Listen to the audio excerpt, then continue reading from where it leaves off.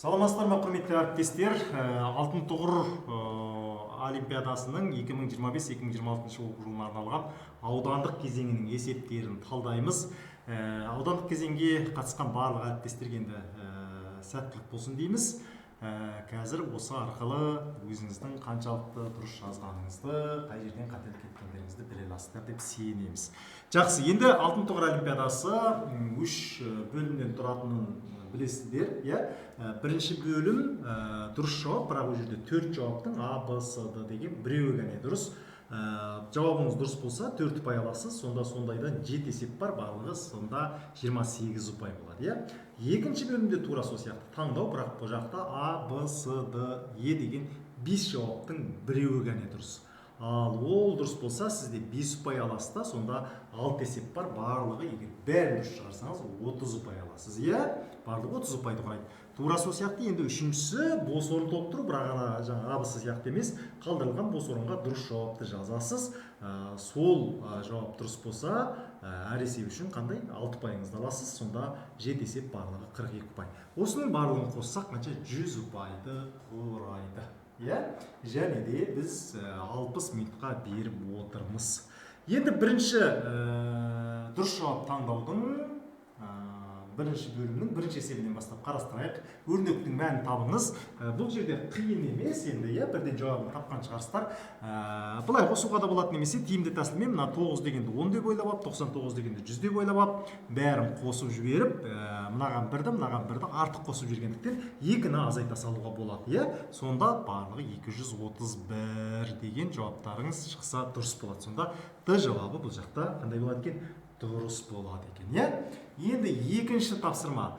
Темір жол вагондағы көмірдің массасы 55 тонна, жүк түсіргіш осы жүктің 10-3 бөлігін алды, вагонда неше килограмм көмір қалды деген есеп болған.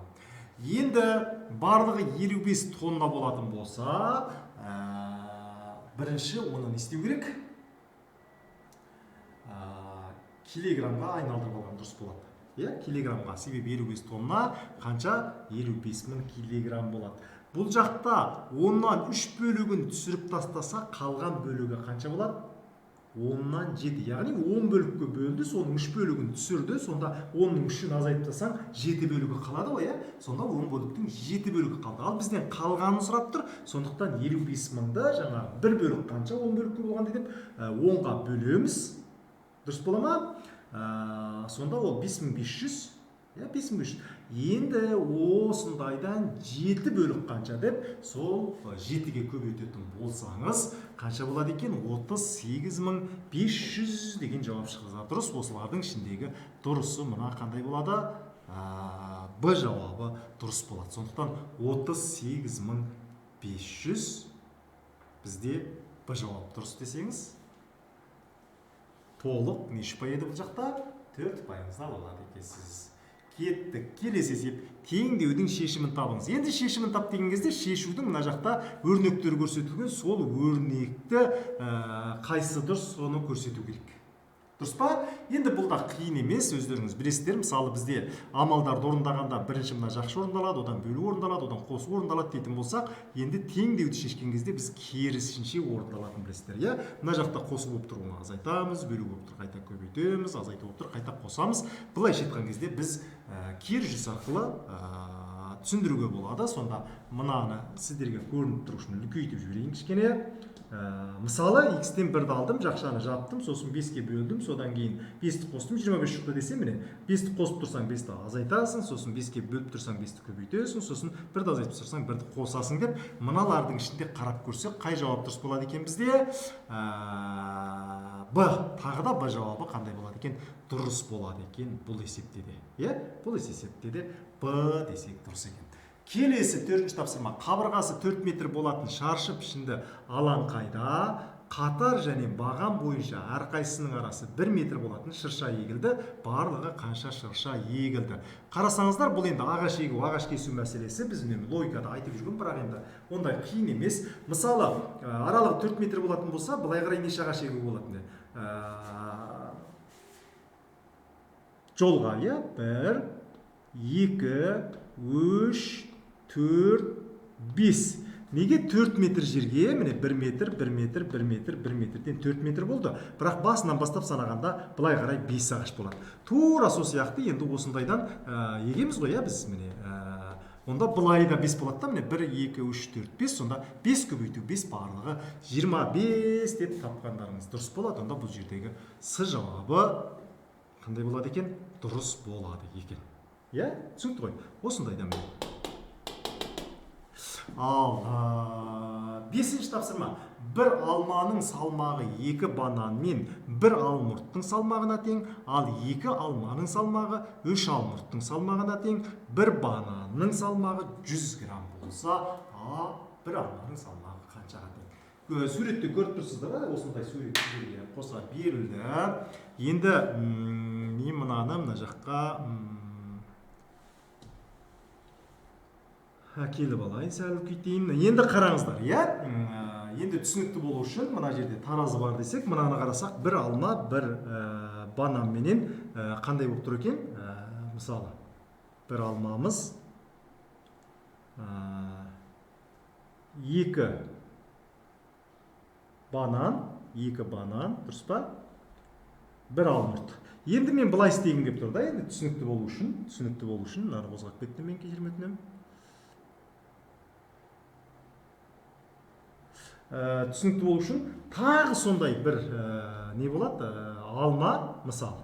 Тағы сондай бір алманы қойсам, ол тура сондай қандай болады? 2 банан, 2 банан, міне. 2 банан, және қандай? 1 алмұрт болады. Енді бұны қойып жатқаным, мен мынамен салыстырғым келіп тұр да, мынауда 2 алма, мынауда 2 алма, сонда мына жерде 3 алмұрт, мына жерде 2 алмұрт. Демек, мына жақта қанша алмұрт көп? Бұл жақта бізде 1 алмұрт көп болып тұр да, 1 алмұрт. Сол 1 алмұртым менің 4 бананға тең болып тұр ғой. Неге? Себебі міне 2 алмұртпен 2 алмұрт тең, ал 1 алмұртпен 4 банан тең болып тұр. Есепті шешу маған оңай болды. 4, сонда менің 1 алмұртым, мына 1 алмұртым неге тең болып тұр? 4 бананға тең болып тұр. 1 алмұртым 4 бананға тең болып тұр. Онда 1 алмұрт 4 банан деген сөз, әрбір банан қаншадан? 100 граммнан, әрбір банан 100 граммнан болатын болса, менде сонда 4 бананым 400 грамм, 400 грамм, яғни менде қандай болады? 1 алмұртым 400 грамм болып қалды. Дұрыс па? 1 алмұртым міне тең 400 грамм. Енді 1 алмұрт 400 грамм болатын болса, мынадан қарасаңыздар, 1 алма деген онда мынау 400 грамм, дұрыс қой, ал мынау 100 грамм, 100 граммнан, сонда бәрін қосып жесек қандай болады екен? Міне 600 грамм болып шыға келеді екен. Демек, 1 алма 600 грамм деп тапсаңыздар, дұрыс болады екен. Жауапқа не деп жазамыз онда? Жауабы бұл жерде да болады екен. Түсінікті болды ғой, бәрекелді. Келесі 6-шы тапсырманы қарайық. Төмендегі өрнек дұрыс болатындай жұлдызшаның орнына қосу, азайту, көбейту және бөлу амалдарының әрқайсысы бір реттен қойылды. Қай сәйкестендіру дұрыс екенін табыңыз. Яғни А жауап бірінші А дегенге қосу қоясың, Б дегенге көбейту қоясың, С дегенге бөлу қоясың, Д дегенге азайту қоясың деген сияқты болып тұр да бізде. Осыдан қарайтын болсақ, енді біз С жауап дұрыс емес екен түсінікті. Неге? Себебі бөлу бұл жерге келмейді. Аға адам бастап ойлайық та, бөлу келмейді. Себебі 30-ды 15-ке бөлетін болса, 2 болып қалады да, а мынаны көбейткенде жұпсан шығып қалады. Көбейткенде дегенде енді мына жер көбейту, Б-ның көбейту болатыны түсінікті менде. Себебі енді мына санды біз көбейтпей 2025 шығара алмаймыз. Түсінікті ғой, сондықтан мына жердің Б-ның көбейту екен, барлығында көбейту, сондықтан көбейту екен түсінікті. Сондықтан мен С жауапты сызып тастайтын едім. С болмайды. Ал онда менде қосу не азайту? Енді ары қарай ойлайын. Или қосу, или азайту. Егер қосу болған болса, менде 30-ға 15-ті қоссам қанша болады? 45 болады. Ал 2025-ті білесіздер. 2025 ол 45-тің квадраты негізі. Осыны тиімді тәсілмен көбейтуде біз үнемі айтып жүрміз ғой. Мысалы 45-тің квадратын табу үшін мына 4-ке 1-ді қосып жіберіп, 5-ті көбейтесің, сонда тең 20 болады. Сонда біз 20 деп жазып аламыз да, 5-тің квадраты 20 тіркей саламыз дегенді тиімді тәсілде мен Инстаграмда да неде де ютубтағы парақшада бұл тиімді тәсілдерді бөлісіп жүрмін, сондықтан көп әріптестер бұны көрген болу керек деп ойлаймын. Сондықтан бұл қанша болады екен? 2025. Сондықтан 45 мына жерде көбейту 45 міндетті түрде болады, дұрыс па? Онда 45 көбейту 45 болатын болса, бірінші жағдай, екіншісі егер азайту болатын болса, онда сенде 15 болып қалады да, енді 15 болатын болса, 15-тің 3-і былай кетіп қалса, 45, 105 болып кету керек деген сияқты. Енді осылай талдап көретін болсам, менде мынау вариантты шығаруға болады. Яғни, мына жерге қосу қоясың, сосын мына жақтан 45-ті шығарып алуға бола ма? Мысалы, 60-қа 30-ды қоссам 90, дұрыс 90-да. Жоқ.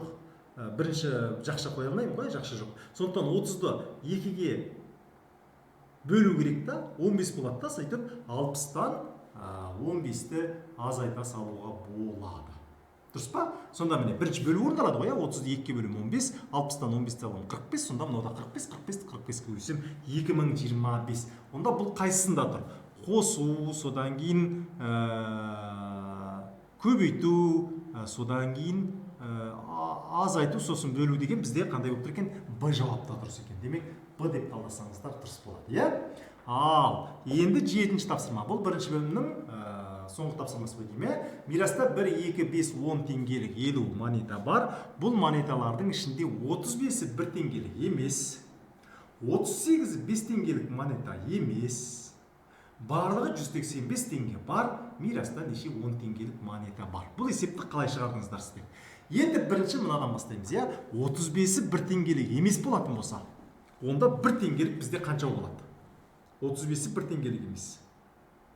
Онда бізде 1 теңгеліктер қанша болады? 1 теңгеліктер менде жаңағы барлығы 50, 50-дің 35-і 1 теңгелік емес, азайтып жасам қанша болады? 15-і 1 теңгелік. Онда 15-і 1 теңгелік. Тура сол сияқты қандай болады? 38-і 5 теңгелік емес болатын болса, онда 5 теңгеліктердің саны, енді не қоймай қояйын, 38-ді алатын болсам, 50-ден 38 алсам 12, түсінікті, дұрыс па? 12. Сонда менде қалғандары ол қандай? 2 теңгеліктер мен 10 теңгеліктер. Мына екеуін қосып жіберіп, барлығы 50 ма менде? 50-ден осы екеуін азайтатын болсам, қанша болып қалады? Сонда менде мынау 27, азайтсам 23 қалады. Демек, 23 деген менде 2 теңгеліктер менен 10 теңгеліктер деп ойлап алайын, Семей қалды, кешірім өтінем. Енді қараңыздар, сосын бұл 23, ол 2 теңгелік пен 10 теңгелік. Енді мен осы 23-тің құнын да табуға болады. Яғни менде барлығы 185 теңге болатын болса, оның нешесі 1 теңгелік, 185-тен азайтамын жаңағы 15-і 1 теңгелік. 1 мен 15-ті көбейтетін болсам, онда 15-і 1 теңгелік, оған қосу міне жерде. Қазір дұрыстап жазған жаққа жауабын шығарамын. Жазуым дұрыс болмай жатса кешірім өтінем. Не істейміз? 185-тен азайтамын, жақшаның ішінде жаңағы 1 мен 15-ті көбейтем, сонда 15 теңгеліктер. 1 теңгеліктер 15 болғандықтан барлығы 15 теңге болады құны. Сосын менде мынау 5 теңгелік. 5 теңгеліктер 12 болғандықтан 5-ті 12-ге көбейсем, ол барлығы 60 болады. Сонда 60-қа 15-ті қоссам қанша? Сосын 185-тен алсам 110 шығып тұр, онда тең 110. Яғни не байқадық? Барлығы бізде 22 теңгелік және 10 теңгелік бар, оның құны 110 теңге. Ары қарай енді жорамалдау деген нәрсені жақсы білесіздер. Теңдеулер жүйесін құруға болады, бірақ енді біз бастауыштың оқушыларына немен түсіндіріп жүрміз? Жорамалдау тәсілмен түсіндіріп жүрміз. Яғни 23 дегеннің барлығын біз 2 теңгелік деп жорамалдап аламыз. Сонда 23-ті 2-ге көбейтетін болсам, тең онда 46 теңге болатын еді. Ал 110 деген бізде барлық ақша, сонда 110 теңгенің онда ол 46 болып қалғандықтан неше теңге жоқ қалды менде деп 46-ны азайтатын болсам, қанша?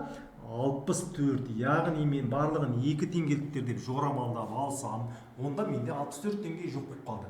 Неге жоқ болып қалды? Себебі мен 2 теңгелікті, 10 теңгеліктің бәрін 2 теңге деп ойлап кеттім. Сондықтан бір 10 теңгелікті 2 теңге деп ойлап кеткендіктен 8 теңге кем есептеп жатырмын. Сонда менің жаңағы жоғалып кеткен 64 теңгем осы біреуінен 8 теңге жоғалып кетіп жатқандықтан ол 8 монетадан шықты. Онда 8 монета менің ауысып кеткен жаңағы 10 теңгеліктер. Бұл 10 теңгеліктер. Дұрыс па? 10 теңгеліктер 8 шығады. Менен сұрап тұрғаны да сол. Онда міне 8-і ол 10 теңгелік, 23-тен енді 8-ді ала салсаң 15-і бола ма? 15-і жаңағы 2 теңгелік. Ақшасын санап көрсең де жаңа 110 шығады, енді барлығын қоссаң 185 шығады. Сондықтан бізге жауапқа 8С деген жауап керек, себебі 10 теңгелікті сұрап отыр. Онда С деп тапсаңыздар бұл есеп дұрыс болады екен. Ал екінші бөлім бізде ол да дұрыс жауабын таңдау, бірақ 5 жауаптың біреуі дұрыс болады. Ал кеттік. Онда екіншінің біріншісі қандай? Төмендегі қосындының мәнін табыңыз. 1 қосу 2 қосу 3 қосу 4 қосу 5 қосу 6 сөйтіп отырып қосу 17-ге дейін барады. Енді Гаусс тәсілін білетін кісілерге бұл тіпті қиын емес. Гаусс тәсілін енді бірнеше түрлі форматта қолдануға болады. Бірінші тәсіл мындай болады. Біз үнемі қолданып жүрген 1 мен 17-ні қосасың, алдыңғысы мен соңғысын қосасың, 1-ге 17-ні қосасың, сосын неше саны нешеу соған көбейтесің, 17, сосын 2-ге бөлесің деген тәсіл. Бұл енді жалпы қолданатын тәсіл. Сонда мынау 18 болады, 18 көбейту 17 бөлінген 2. Енді тиімді тәсілде мен үнемі айтып жүрмін. Негізі біз алдымен көбейту бөлудерде алдымен қайсысы келсе сол бұрын орындалады деп бастауышта енді бүйтіп айтамыз ғой ереже ретінде. Бірақ тиімді тәсіл қолдану барысында біз орындарын ауыстыруға болады, бірақ өзінің алдында ғамалмен бірге. 2-нің алдында бөлу бар ма, бөлумен бірге жүру керек. Сондықтан мен оңай болу үшін 18-ді 2-ге бөліп аламын да 9-ды 17-ге көбейте салу оңайырақ болады. 9-ды 17-ге көбейте салу оңайырақ болады. Немесе кейбір кісілер былай есептеуі мүмкін. 1 мен 16-ны қосып алады, 17 болады.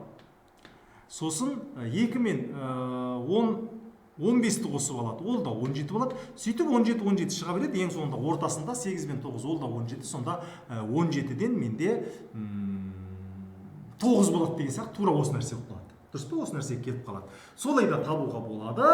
Сонда 153 деген жауап шықса қандай болады екен? Дұрыс болады екен. Демек 153 қайсы жауап бізде? Д жауабы дұрыс екен.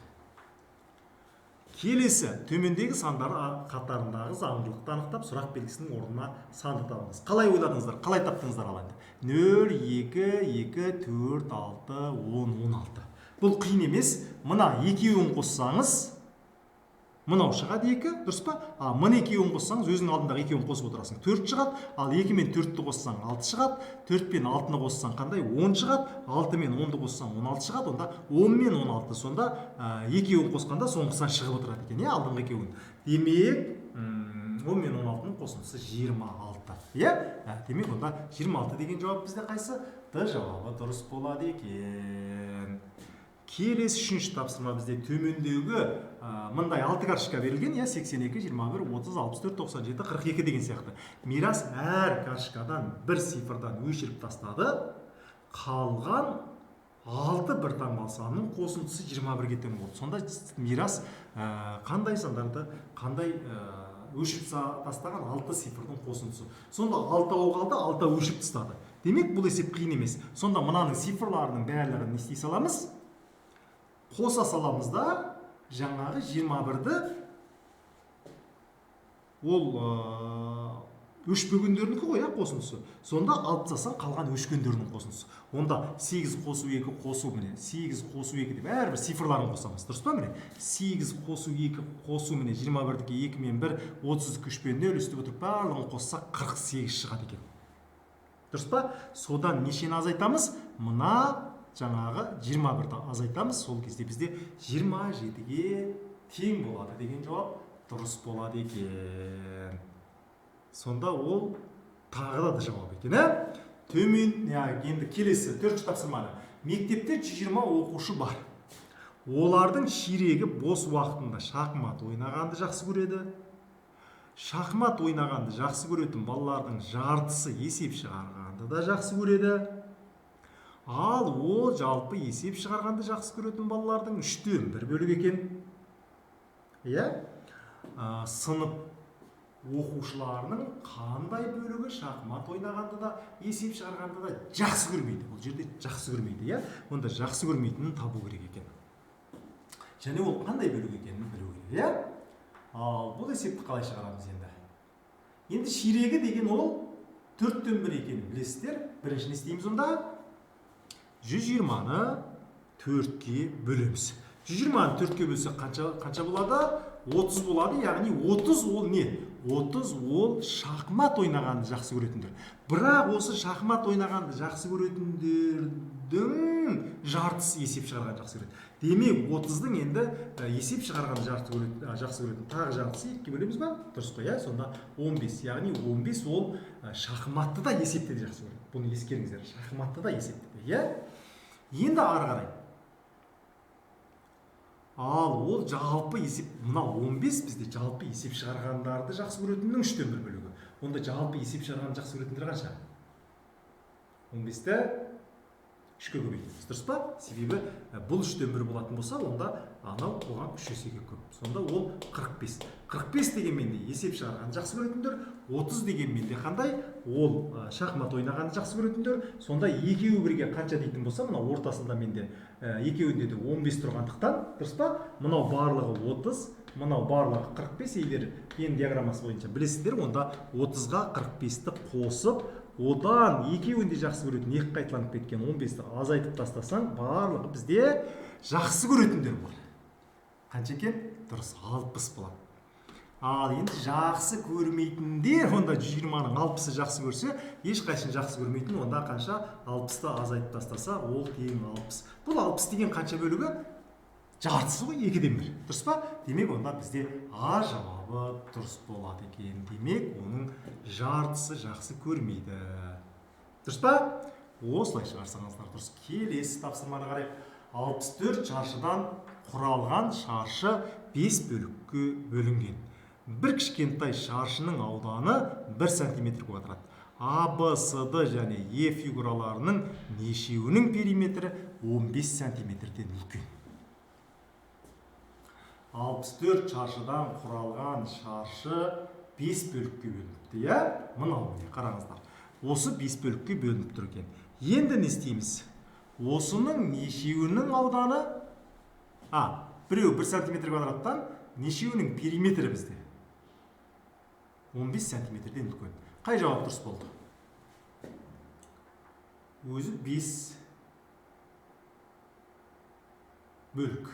Бұл жерде 5-2 де болады. 5-2 де болады.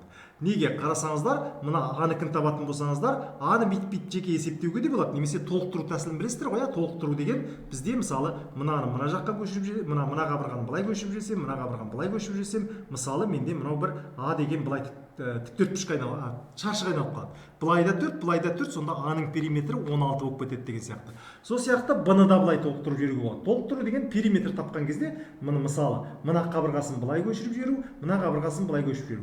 Бұл периметрде болады толықтыруға, бірақ ауданда ондай емес, білесіздер ғой, Осылай әрбіреу не болмаса жеке-жеке санап жүр. 1, 2, 4, 5, 6 жеке санасаң да бәрібір сол болады. Сонда А-нікі 16 болады, Б-нікі 16 болады.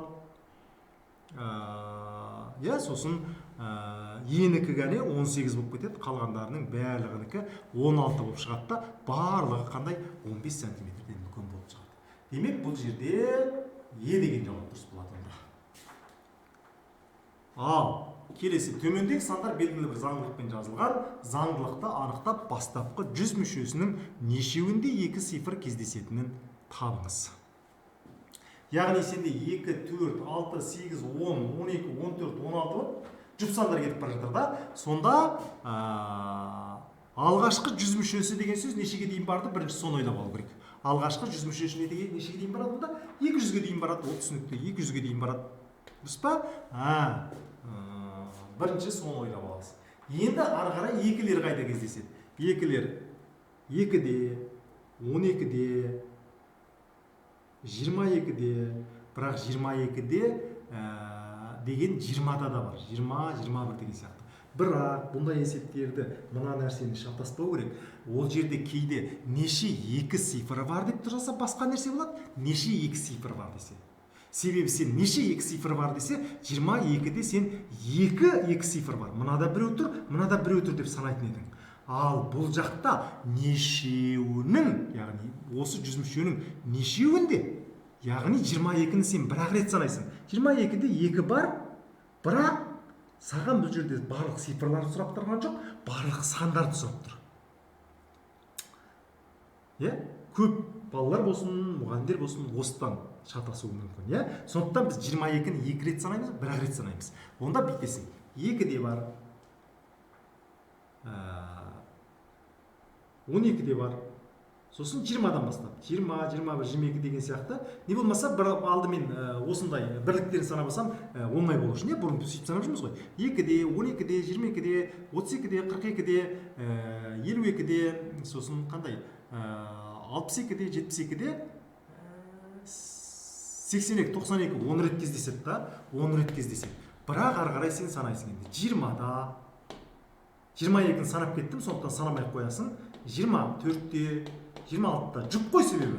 Сосын 28-де деп санасаң, бұл жақта 4-еу. Сонда мынада 10, мынада 4-еу, барлығы 99-ға дейін бір. Бұл санаудың тәсілдерін білесіздер, 2 цифры, 3 цифры деп шығатын есептердің барлығында 99-ға дейін санап аласында, сонда 1-ден 99-ға дейін 14 болды. Тура сол сияқты, онда 100-ден 199-ға дейін де 14 болады. Себебі бұл 200 деген болса басқаша болады еді, ол жақта да 14 болады. Сосын 200-дің өзінде біреу бар.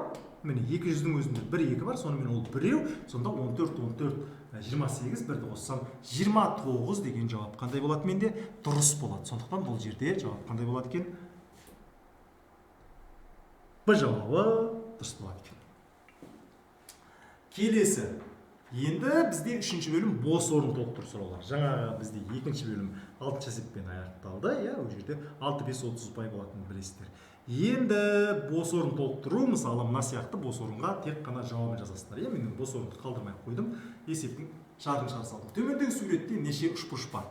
Енді бұл жердегі үшбұрышты санау қиын емес, санаған боларсыздар. Неше үшбұрыш бар. Мына жаққа келіп алайыншы, үлкенірек көрсетейін. Енді қараңыздар, бұны қалай санадыңыздар енді? Мен біреуден десем 5-еу, дұрыс па мен? 1, 2, 3, 4, 5-еу. 1, 2, 3, 4, 5-еу. Сосын 2-2-ден санай салайық. Бұлай тұрған 1, 2, сосын астына қарай 3, 4. Болды, бітті. 2-ден 4 болады. 3-ден дегендер бұл жақта жоқ. Себебі 4 бұрыш болып кетеді олар. Дұрыс па? 4-ден дегендер 4 бұрыш болып кетеді. Сондықтан 1-ден 5 болады, ал 2-ден құралған 4 болады. Барлығын қоссақ 9 үшбұрыш деп жазсақ дұрыс болады екен.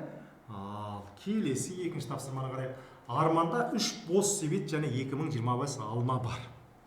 Арман әр себетке бір алмадан, мысалы, бірінші, екінші, үшінші, төртінші себет болса, қалай салды ол? Мынаған салады, біріншісіне салады, дұрыс па?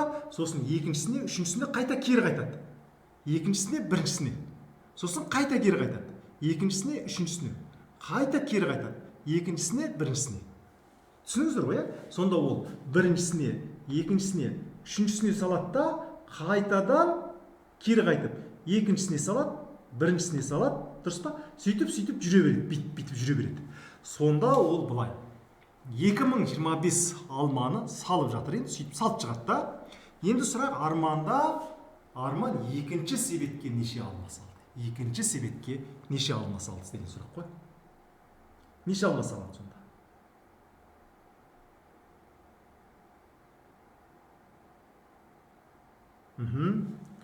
Енді бұл жерде ойлайтын болсақ, біз период мәселесімен ойлап алуға болады. Қараңыздар, міне.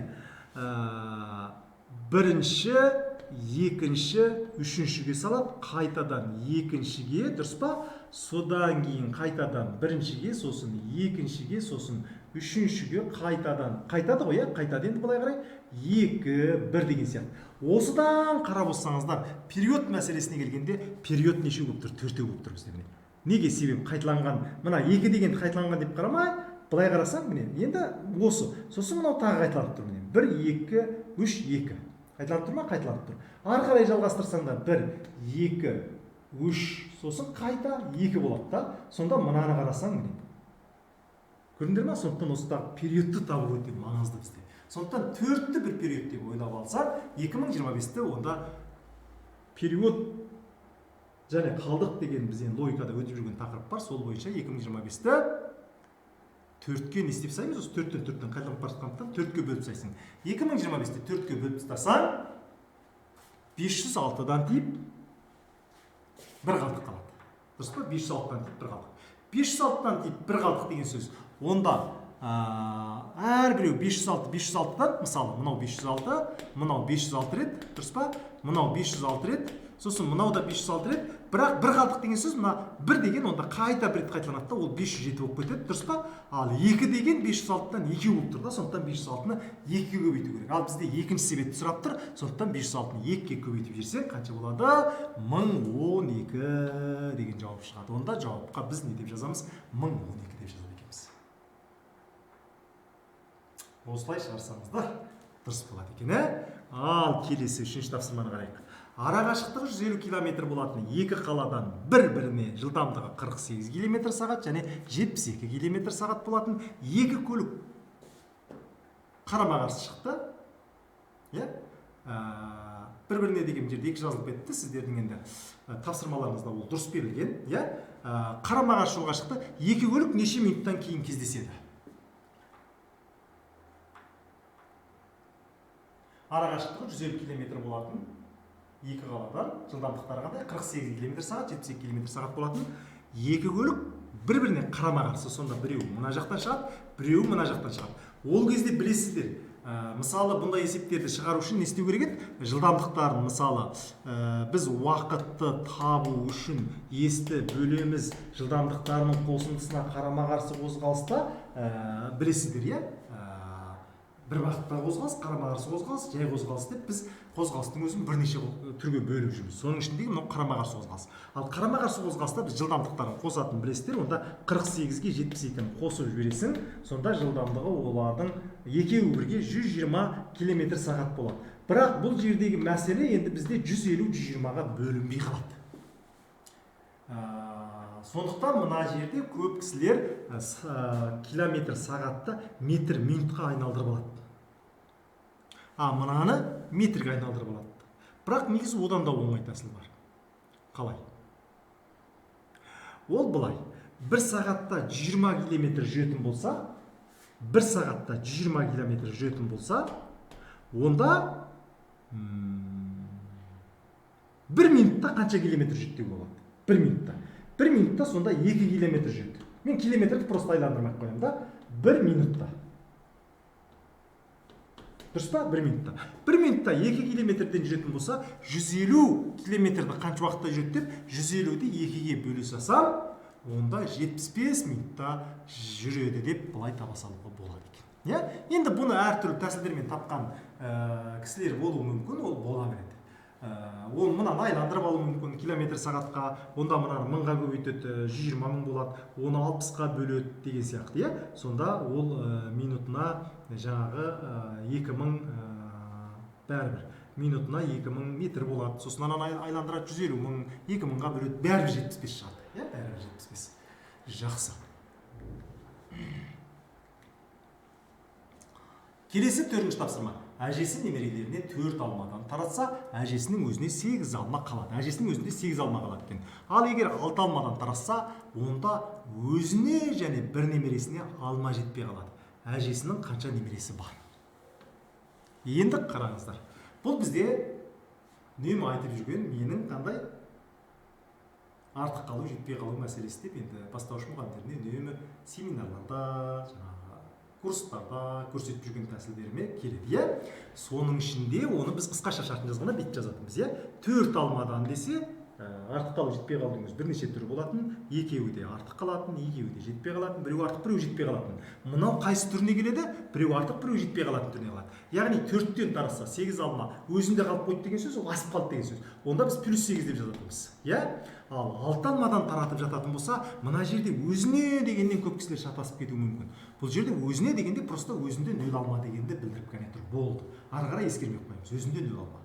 Ал сонда бір немересіне жетпей қалады, ол -6-ны білдіреді. Сондықтан -12-ма -6-ма дегенде -6. Өзінде жетпей қалды, тағы да -6 деп ойламаңыздар. Сондықтан бұл жерде -6. Болды. Енді осыдан бар +8 -6 қосатын болса, 8-ге 6-ны қоссақ 14. Мына біреу артық қалып, біреу жетпей қалғанда біз қосамыз дегенді білесіздер, қосамыз, сосын оны бөлеміз, мыналардың айырмасы деген болатын. 6 азайту 4-ке. Сол кезде кім шығатын еді? Сол кезде немерелерінің саны шығатын. Онда 6-ны 4-ке бөлсем, 6-тан 4-ті азайтсам 2, 14-ті 2-ке бөлсем 7. 7 деген кім? Ол немересі. Бұл да өзі де сұрап тұрған немере екен, онда әжесінің 7 немересі бар деген нәрсе шығады екен. Иә? Бәрекелді, онда бұл есепке бос орын мына жерде бүйтіп тұрса, не деп жазамыз? 7 деп кәре жазамыз, болды. Жауабымыз дұрыс болады екен. 5-ші тапсырма. 1, 2, 7, 8 цифрлары арқылы цифрлары қайталанбайтын 2 таңбалы санның нешеуін құрастыруға болады? Мысалы, былай құрастырған дейін балаларға шығаратын болса 1, 12, мысалы, 10-дағы 1 болатын, 12, 17, 18. Ал цифрлар қайталанбайтын деген сөз, былай 11 деп жазылмайды деген сөз, иә? Мысалы, осыдан 3, сосын 20 деп жазуға болады, 21, 22-ні жаза алмаймын, 27, 28, солайдан жазып шығатын болсақ, міне, сосын 71, 2, 78 деген сияқты, иә? Ал мына жақта біз 81, 82, 87. Сонда мынадан 12 екенін санап алып тұрсыңдар. Бірақ бұның біз үйретіп жүрміз комбинаторика деген есепте көбейту ережесі бойынша, иә? Бүйтіп сыза саламыз да, міне, оны көріп жүрсіздер. Бірінші ондықты таңдаудың менде 4 мүмкіндігі бар. Сосын оны көбейтемін. Мына бірлікті таңдаудың 4-еудің біреуін мен таңдап кеткендіктен мынаған таңдай алмаймын. Мысалы, мен 1-ді таңдаған кезде міне 1-ді қайта таңдай алмай тұрмын. 2-ні таңдасам 2-ні қайта таңдай алмай тұрмын. Сондықтан екіншісін таңдаудың 3 тәсілі бар. Сонда 4 көбейту 3 тең 12 деп біз үнемі көрсетіп жүрміз бұны, иә? Сондықтан бұл жақта барлығы 12 түрлі құрастыруға болады деп 12 деген жауап дұрыс болады екен. Келесі 6-шы тапсырма. Биыл Ерасылдың жасы әкесінің жасынан 5 есе кіші. Ерасылдың жасы әкесінің жасының жартысындай болғанда, Ерасыл мен әкесінің жастарының қосындысы 72-ге тең болады. Биыл Ерасыл неше жаста? Ал осы есептен қалай шығарды екенсіздер,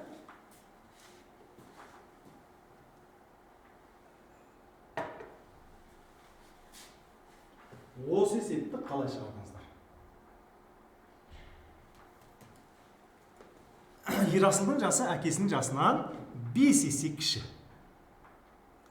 Бұл енді кесінділік тәсілмен шығарсақ оңайырақ болады, кесінділік. Бірақ, мына 5 есе кіші деген жерден бастасаңдар қиналып қаласыңдар. Онда ол қиын болады. Маған соңғы міне, Ерасыл мен әкесінің жастарының қосындысы 72 деген жерден бізде қандай қосынды айырма мәселесі деген мен кесінділік тәсілмен үнемі түсіндіріп жүрген нәрселердің бірі, иә? Осыдан бастап көріңіздер, шыққане. Шығарылмаған болсаңыздар, осыдан бастап көріңіздер. Ерасыл мен әкесінің жастарының қосындысы 72. Осы жерден бастаймыз, сонда қараңыздар. Ерасылдың жасы 1 кесінде деп алам. Ал әкесінің жасы одан 2 есе болғандықтан 2 кесінде деп алатынмын. Дұрыс па? Сосын екеуі бірге менде 72 жас деп алатынмын. Не байқадыңыздар? 72-ні 3-ке бөле саламыз, себебі барлығы 3 кесінде болып тұр, иә? Мынау Ерасыл, мынау әкесі. Сонда 72-ні 3-ке бөле салсам, тең 24. Яғни осы кезде кім? Ерасыл 24-те болатын еді, ал әкесі енді 24-тің 2 есесі ғой, сонда ол тең 48-де болатын еді. Сонда мынау 24, мынау 24, әкесі қанша болып тұр? Әкесі 48-де болып тұр. Бұл қосындысы 72 болатын кезде. Ал қазір деген одан бұрын болады. Немесе бұрын ба кейін ба білмеймін, жарайды. Енді қараңыздар, енді осы жерге келем. Биыл Ерасылдың жасы әкесінің жасынан 5 есе кіші. Онда биыл деп ойлап алайын мен. Биыл Ерасыл 1 есе болса, міне 1 кесінде, ал әкесі осындайдан 5 есе 5 кесінде болып тұр. 1, 2, 3, 4, 5. Дұрыс па? 5 кесінде. Не байқайсыздар? Біз жасқа байланысты есептерде мен үнемі айтамын. Жасқа байланысты есептерде бізде не өзгермейді? Не өзгермейді? Жасқа байланысты есептерде олардың жастарының айырмасы қашанда өзгермейді. Қазір мен мынадан нені пайдаланамын? Мынадан 24 пен 48-дің айырмасы ол қанша жылдан кейінде ол өзгермейді. Мысалы, мынау егер 23-те болған болса, онда мынау менде 47-де болған еді. Дұрыс па? Себебі бір жас. бір жыл кейін бір жас, сонда бәрібір 24 та. Сондықтан бұл жерде 48-ден 24-ті азайтатын болсақ, сол 24 жас айырмашылығы ол 10 жылдан кейін де 24, мына кезде де ол 24 болатын да, жастардың айырмасы. Демек, онда енді мынау менде осында айырма мәселесі болса, мына жерде менде еселік айырма. Яғни бұл оның артық болып тұрған жасы одан 24 жас болатын еді. Дұрыс па? Ол кезде де ол 24 жасқа үлкен ғой әкесі. Болды. Баласынан әкесі 24 жасқа шыққан, ол қашанда 24 жасқа болды. Мына жерде де есеп шықты, белгілі болды. Неге? Себебі 24 деген менде мынау 1 бөлік, мынау 5 бөлік, 5 бөліктен 1 бөлікті алатын болса, яғни ол 4 бөлікке тең болып тұр 24. Демек 24-ті 4-ке бөлсем 6. Онда Ерасылдың жасы 6 екен, ал әкесінің жасы 30-да болып кетеді. Мына жерде міне 24 жасқа үлкен ба? Үлкен. Ал Ерасыл қазір 24-ке келген кезде ол неше жылдан кейін болып тұр? 18 жылдан кейін. Ал 30 жаста ол 18 жылдан кейін бәрібір 48 болып тұр. Бәрібір 72, есебім дұрыс болып тұр. Сондықтан бұл жерде бізге биыл Ерасыл неше жаста деді? Биыл Ерасыл 6 жаста деп тапсаңыздар қандай болады екен? Дұрыс болады екен. Демек, Ерасылдың жасы 6 болады екен. Онда жауап қандай болады бізде? 6 болады. Жетінші бізде ең соңғы тапсырма ғой. Төмендегі сандар белгілі бір заңдылықпен жазылып жатыр. Заңдылықты анықтап 51-ші санның орналасқан 51 саны орналасқан үшбұрыштың қабырғалас міне мынандай, былай жазды. Сәл мына жаққа жыртып алайын да, үлкейтейінші жаңа сияқты. Былай жазып тұр екен міне. 1, 2, 3, 4, сосын ары қарай қайтадан мына жақтан бастап қайтеді 5 болып басылады. 5, 6, 7, 8, 9, сосын қайтадан 10, 11, 12, 13, 14, 15, сөйтіп біреуге көбейіп отырады деген сияқты. Не байқадыңыздар? Зерттей беріңіздер. 51 деген осытып келеді, бір жерге келгенде 51 деген сан жазылады. Сол 51-дің маңайындағы көршілес. Мысалы, сен де қарасаңыздар, мысалы,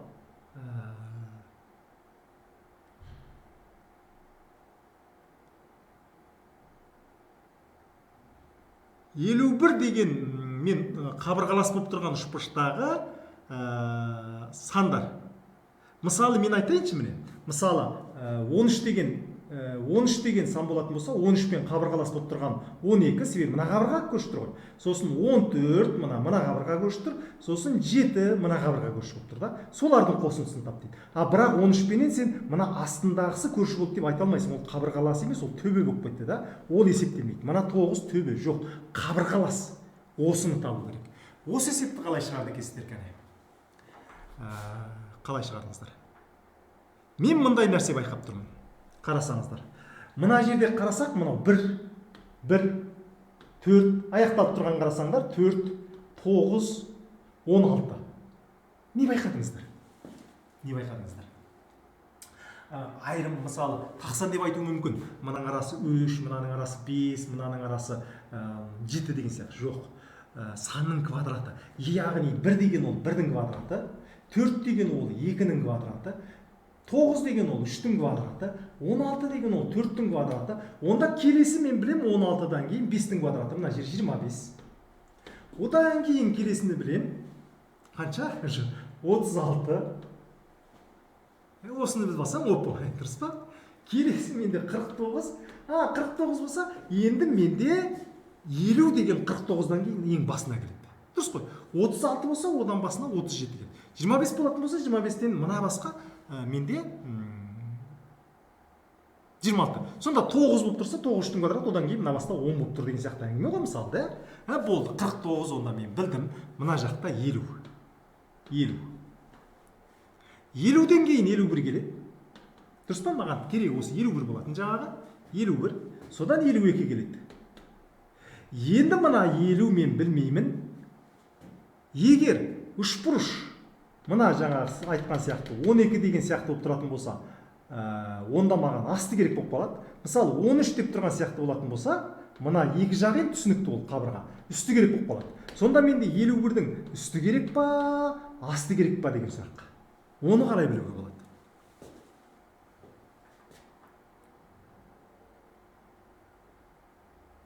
Оны былай елуге болады.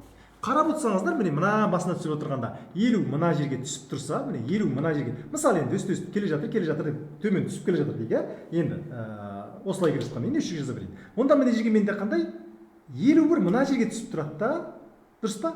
Онда 51-дің міндетті түрде қай жағы керек болып қалады екен маған? Үстіңгі жағы керек болып қалады екен.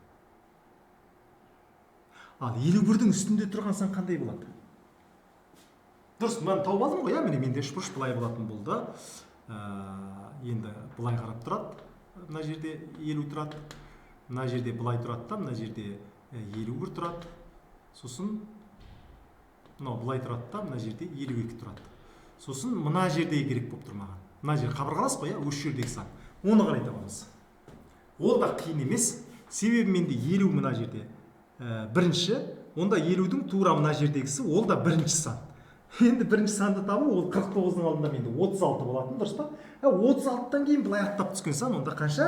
37. Міне болды, бұл да қиын емес. 36-тан кейін былай аттап түскен сан 37. Демек, менде қандай мындай үшбұрыш шығады, қарасаңыздар, иә, міне. Міне. Мына көрдіңіздер ме? Міне. Үлкейтейін, иә?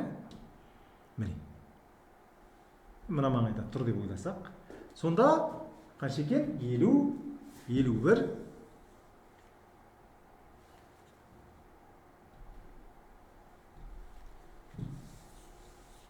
52 үстінде 37. Барлығының қосындысын табу енді қиын емес. Бұны табу маңызды, иә? Ал қосындысы қанша болады екен? Барлығын қоссақ 139 болады екен онда. Иә, бұл есепте онда 139 деп тапсаңыздар дұрыс болады екен. Иә? Енді барлығын қарасаңыздар анша қиын емес. Енді қиналсаңыздар осы соңғы тапсырмалардан қиналған болуыңыз мүмкін. Онда 139 жауап аяқталады екен, иә? Жақсы, құрметті әріптестер, енді сіздерге түсіндірген, өздеріңіз білесіздер, мен Мәуіт Рысбек, осы зерделі ақыл-ой дамыту орталықтар мен мектептер желісінің негізін қалаушы, осы алтын тұғыр, алтын сақа, алтын түлек олимпиадаларының авторымын. Есептер сіздерге түсінікті болды деп ойлаймын. Енді алтын тұғыр олимпиадасы болсын, алтын сақа олимпиадасы болсын, өздеріңіз жақсы білесіздер. Олимпиада өткіземіз, одан кейін үстіп есептерін талдаймыз, яғни кері байланыс барлығы бар. Есептерді талдап жатқаннан кейін бұлардың барлығы енді ашық деп ойлауға болады. Яғни қай жерінен қателестің, қалай болды деген нәрселердің барлығын қайталастар көріп біле аласыздар.